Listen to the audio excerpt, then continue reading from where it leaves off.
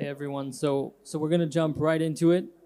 Uh, if you read the Ken, if you read Cap Table, Morning Context, the predominant narrative is that EdTech is dead.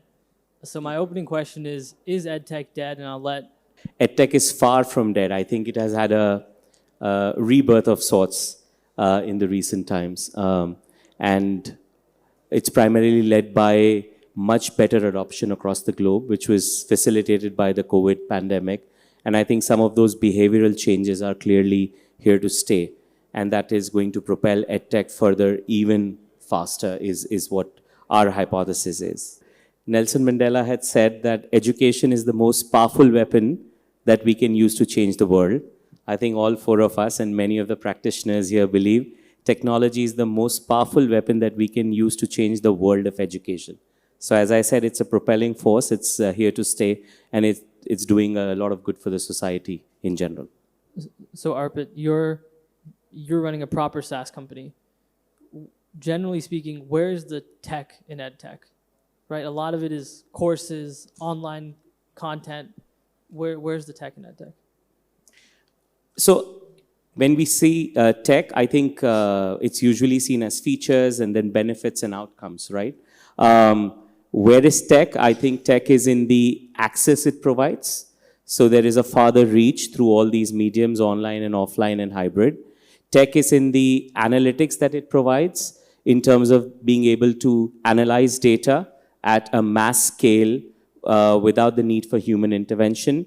Tech is at the intersection of various collaborative tools that it can enable in terms of giving access, being able to access information based on your role.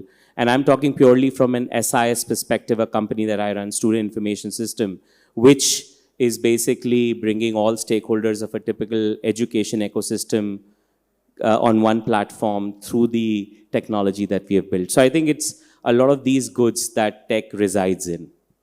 Arpit, on the other end of the spectrum, you're running a pure B2B business.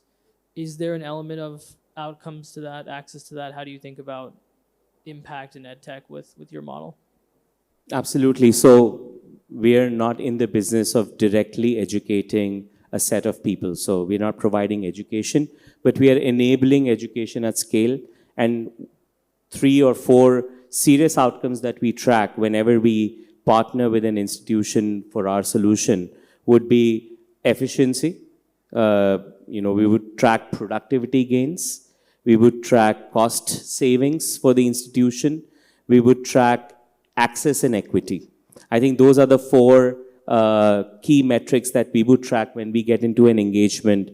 And, I was just speaking to you about this as well. And we try and also see how soon we can get to these key metrics. So, that's where value gets unlocked for many of our customers. And increasingly, we have seen that the time to value to get to these metrics and the benefits that we accrue to institutions is becoming important in today's EdTech world. So there's a lot of impatience when you buy a solution on part of institutions and they want to get quick returns. And as a company, we have realized that one of the key metrics amongst all this is also the time to value that we track in terms of getting benefits delivered to the institution early and also to the stakeholders, which then also plays in our favor as a business in terms of longer stickiness and LTV, which is much higher. How do you all, maybe Ryan can start or Mukul, think about geographic focus, right? Because you will have a variety of factors going in. You have a pure play US business almost, a very global business, a pure play India business, and then a mostly India business, right? So there's just a lot going on. The single biggest learning for me during those was more than noting about the difference in the cultural context of the the audience on ground. I think it is very hard for a founder to essentially understand 2 different audiences for whom education might be at different relevance points in their life and also become more relevant at different age points in their life.